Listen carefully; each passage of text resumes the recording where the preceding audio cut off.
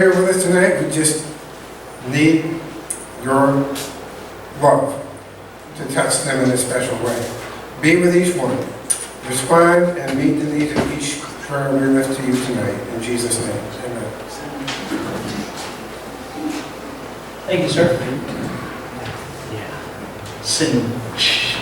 Centurion. 100 years old. That's my go-to. You gonna make it? Oh, you betcha. Ask me in a few years. Yeah, you'll get there before I do. Yeah.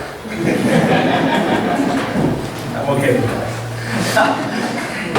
Good to see everyone tonight. Dare to Dream. Been working through this series. This week and next week is it. Next week wraps it up, and then we'll get into something new. So I hope you've been challenged by it. Hope God has been working on you, talking to you, showing a burning bush to you, and kind of thinking, well, maybe this is what my purpose is. Maybe this is it. I'll share a real quick story before I get into this. There was a young lady who was a teacher at Perry for just a year or two, right out of college, and she was a basketball coach. And then she went to Hoover, where she graduated from, and she was a basketball coach there. And been teaching there a couple years, has a set of twins and a little girl. And just read the story in the paper today, and it came that turns out she was sleeping, and she woke up and she was numb from the waist down and tingly, and then it would go away. And a couple months later, it would come back again. She'd feel that. And so being stubborn, like we are, she got in there to see what was going on, diagnosed with MS. And so here she is, a young mother, diagnosed with MS, head coach of a Hoover girls basketball program. And the whole article was about, my purpose is to share my faith with others through this MS. How about that for that one? To share my faith with others. The whole thing was about her relationship with God. This huge article. She's a basketball coach. None of that mattered though. She said, this, I might get tired, I might have to pull a chair and sit down, but this, I know it's something bad, something I didn't even plan for, something that didn't happen to me, but here it is. And so when I read that, I thought, she's living the dream now. Maybe something spoke to her when she said, I went out one day to pray, and God really spoke to me to say, give it all up right now. I need you to give it all to me. And so she's living the dream, and that's kind of that burning bush moment we've been talking about is what is it that God's going to use us for? So we see sometimes it's a good experience that's going to allow us. Sometimes it's going to be something a little bit more difficult in our lives, but still God's going to use it for our burning bush. So we've been talking about living the dream, the God dream here. So tonight we're going to talk about what's in your hand. What's in your hand? No, don't look right now. I mean, it might be something like that. So that's going to be kind of our thought. What has God given you? What do you have in your life? Well, what has God set you up with that you can use? What's in your hand? You see, God has a purpose for each of us, and we've been created with everything needed to fulfill that purpose. What do you think of that? You might be looking and say, there's no way God can do anything for me. I'm much older than Keith, right? I'm way past my prime. But no, that's not it at all. As a matter of fact, God has a purpose, and you have been created with everything needed. It's a little different take on life, God has given you everything you need. So it's easy to think, well, I'm going to downsize this. I'm going to make it a little bit smaller to fit my money. That's too big, God. You're asking me for too much. I never do that, right? No, not a whole church. The youth group I can handle, yeah, that's small. Not a whole church. You're crazy, God, right? No, don't downsize your dream because you can't see it. See, God sees it. God's looking through His eyes. God's looking at you and saying, no, this is what I need you to do for me. I know you're looking at something much smaller, but I got something much bigger planned, so stay with me. You see, a God dream is an impossible dream to us because we can't do it. We can't do it. God does it through us. And there is where it matters, right? There's where we got to trust God. Said, okay, God, I understand, I got it. Let's go for it. It's easy to say that, right? But when it comes down to doing it. So let's work our way through this here as we find out what's in your hand. We're going to look at in the book of Judges, chapter 6. There's a man named Gideon we're going to talk a little bit about here. So in your readings, if you want to go back and cover the whole story, the book of Judges, chapter 6. And Gideon was, he's your common Joe. He's your common person. No royalty, just kind of cruising along life there, really. And but in his area, his people had been constantly in this state of time. It's just like being bombarded with marauders. People just come in, wipe everything out, take everything they can, and then can leave.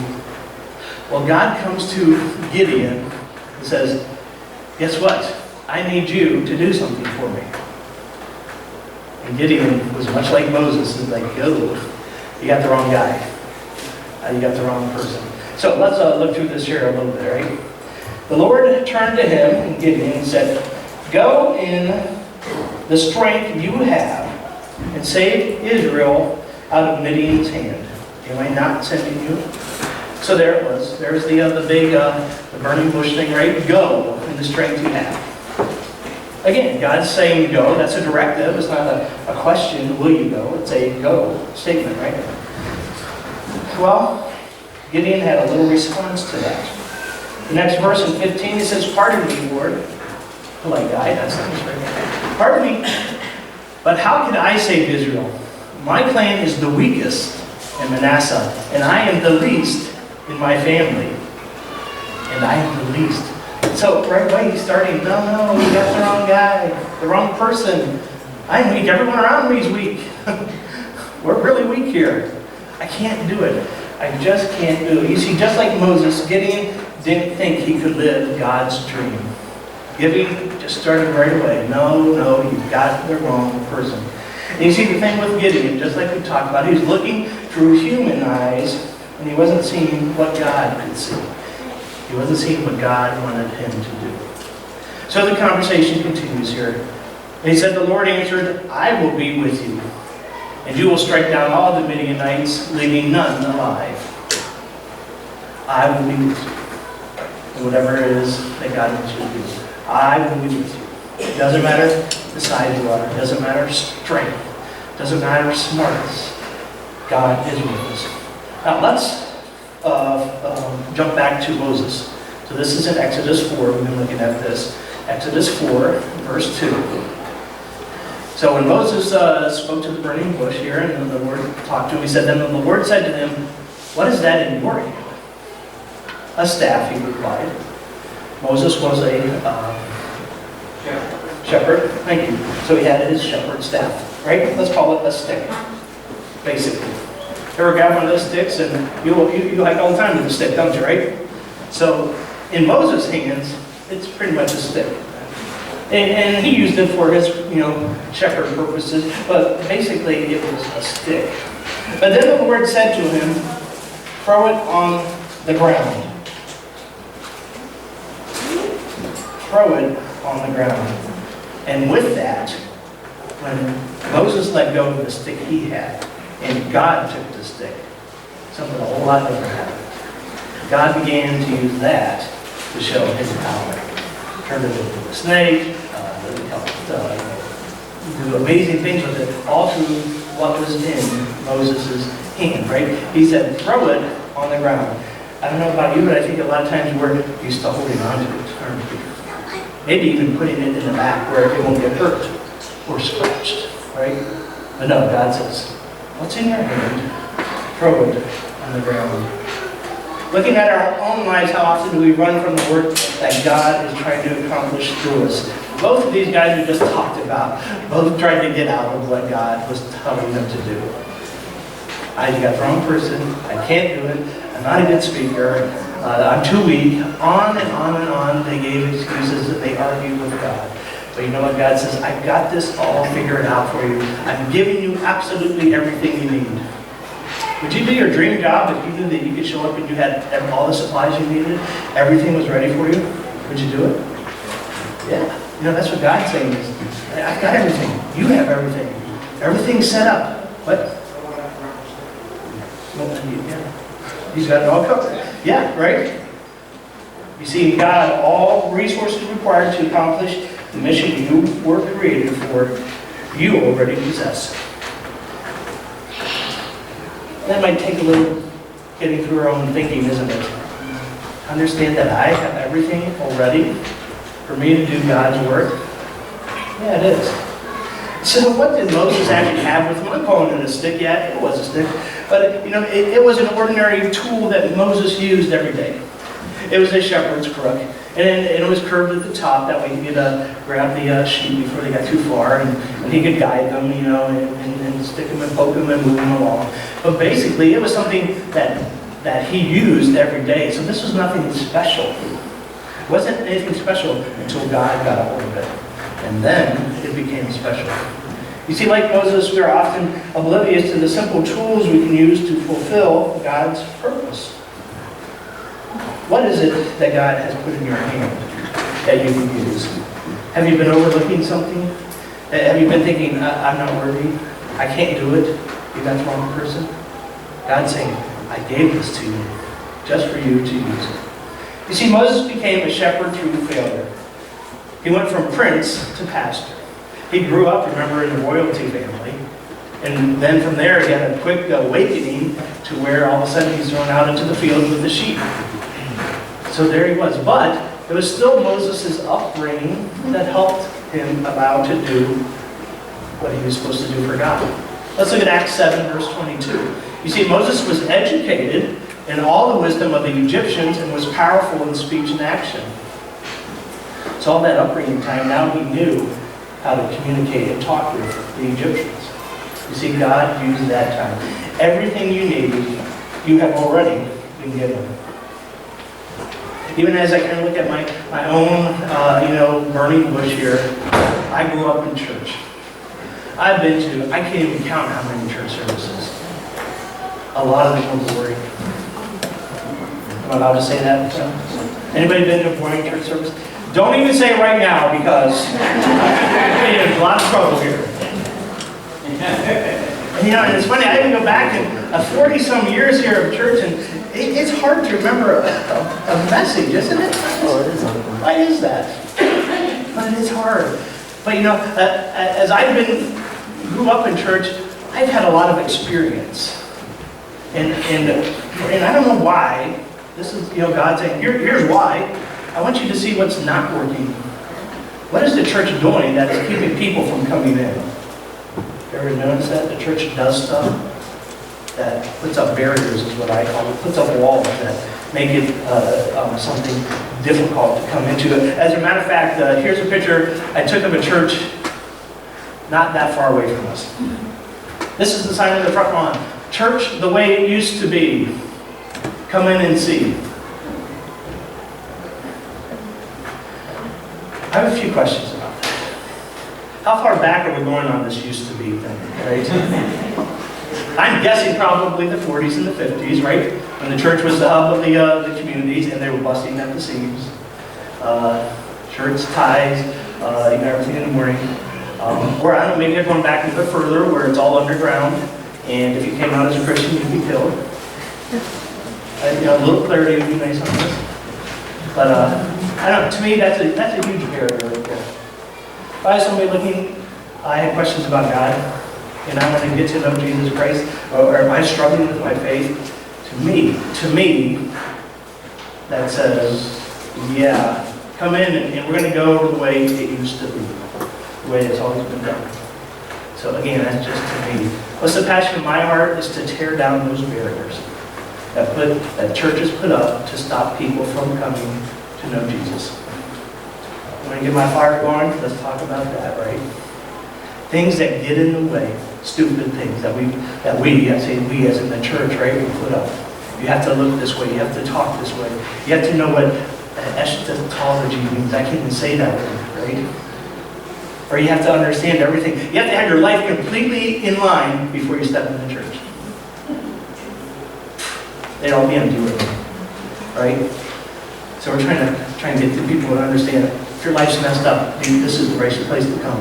We got to tear down those barriers. That means everything, and we always talk about hospitality in here. People have got to feel welcome. I don't care what they look like, where they come from, what they smell like. Come in here and say, hello. Good to have you here. I'm excited to meet you, and I'm excited to see you. Get this, we had 2 babies born on Monday. 2 babies.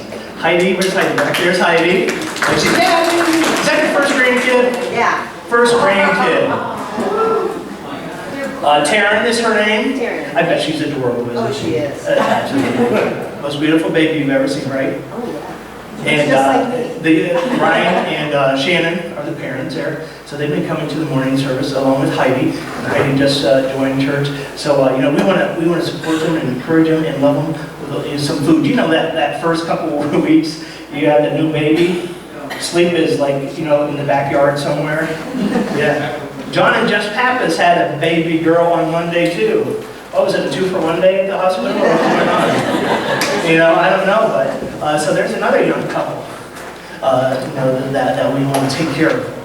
If you're not on the Connections page on Facebook, they're kind of organizing some meals. I want you to come up here and talk to Chuck about helping out with that, okay? Let's get some meals to these 2 wonderful young families and tear down those barriers, right? Tear it down. So the Lord said, throw it on the ground. Not only did he say, what's in your hand, now he said, throw it on the ground. Let it go. It didn't say, hey, will you please throw it on the ground? No, God said, very directive, throw it on the ground. Hey, get ahead of me there, Ben. Do back up. Thank you. Just throw it on the ground. And he's saying, let it go. Because when we have it, it's ours. We can only do what we humans can do with it. Once I let it go and give it to God, what's God going to do with it? I'll tell you what, step back and you can get out of the way. That's what he's going to do, right? See, in our hand, it's just a stick, but when God gets a hold of it, watch out. He can do whatever he needs to do with that. And it's just like our talents we have here. When we say, well, I'm not going to give anything, I don't have time. God say, no. I've given you that. I prepared you for that. You got to let it go. Because when you let it go, God gets a hold of that. Even the same thing with our giving, with our money, because we like to hold it. But when we keep it, it's what? It's just our money. When we give it to God, now what happens? It's God's money. Watch out. Right? Stand back and watch out and see what God does. You see, release what's in your hand. Throw it down for God, and then don't look back. God's saying, I've prepared you all. I've given you everything you need. Maybe it's your experience. Maybe it's your education, like Moses. Maybe it's the word. Maybe it's some physical attribute. But God said, there it is. You've got it. Now, let's do something with it. If you're thinking, Pastor, I've listened to you for the last 5 weeks, and none of it getting to me. You got the wrong person, plain and simple. I want to end today's message with Psalm 139. And it reminds us of the connection between us and God. If you don't think God loves you, read this. If you're having a tough day, read Psalm 139 and know that God loves you. And I've almost cried twice today already in service. First of all, the one that says, He overwhelms and satisfies my soul. Sometimes you just need to hear that, don't you? You kind of beat yourself up and you're in a lousy place in life. And then we come here together.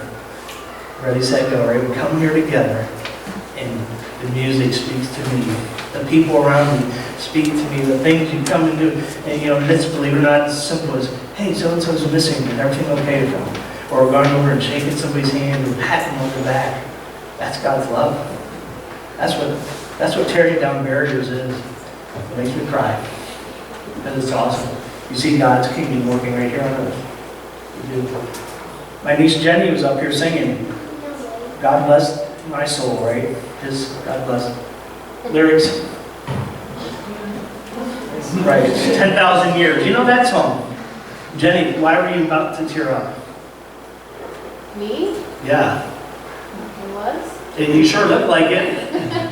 Is Amber standing on your foot again? I don't know. I just like the words of that song, and they speak to me. Yeah. Right. The words just spoke to you. Psalm 139. Let's read this one and pray again. You have searched me, Lord, and you know me. You know when I sit and when I rise. You perceive my thoughts from afar. You discern my going out and my lying down. You are familiar with all my ways.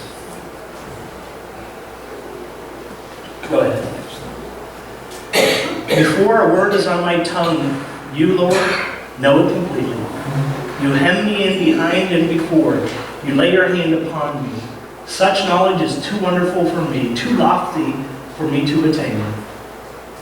Where can I go from your spirit? Where can I flee from your presence? If I go up to the heavens, you are there. If I make my bed in the depths, you are there. If I rise on the wings of the dawn, if I settle on the far side of the sea, even there your hand will guide me. Your right hand will hold me fast. If I say, surely the darkness will hide me, and the light become night around me, even the darkness will not be dark to you. The night will shine like the day, for darkness is as light to you. For you created my inmost being. You knit me together from my mother's womb. Woo! God loves you. God loves you a lot. You knit me together in my mother's womb. I praise you because I'm fearfully and wonderfully made. Your works are wonderful. I know that full well. My frame was not hidden from you when I was made in that secret place, when I was woven together in the depths of the earth. Your eyes saw my unformed body. All the days ordained for me were written in your book before one of them came to be. How precious to me are your thoughts, God. How vast is the sum of them. Were I to count them, they would outnumber the grains of sand. And when I wake, I'm still with you. What's in your hand? What's in your hand, friends? What has God prepared you for? Let's pray tonight. Lord, thank you for bringing us together. Lord, thank you for speaking to us. Help us to be ready to hear your words, to hear your thoughts and your ideas. Lord, help us not to downsize them. Help us to see through your eyes what it is that you can do through us. Lord, help us to be willing and obedient to follow your lead. It's an exciting time, Lord. Everyone wants to know what their purpose in life is. We search for that all along. God, we're asking at this time, fill us in. Or maybe we already know, but we're holding on to it too tightly. It's time to throw it on the ground. Lord, thank you for preparing us for this time, for this work you'd have us do. And it just covers so many areas in so many ways, Lord, that you're going to show yourself to us, so that we might show your love to this world. Maybe it's going to be at work, maybe it's going to be at school, maybe it's going to be through the internet, maybe through a call, through a handshake, God. God, we're ready to throw it down. We're ready to let it go. In our hands, we can only do so much, but when we let it go and give it to you, things are about to get crazy. Lord, be with us this week. Speak to us. Help us to prepare and get ready for this time as we begin to think about the resurrection of your Son and how much that means to us. Thank you, Lord, for loving us when nobody else would. Nobody else would even care. And no one else would even talk to us. Thank you for overwhelming and satisfying our souls. In the name of your Son, Jesus, we do pray. Amen.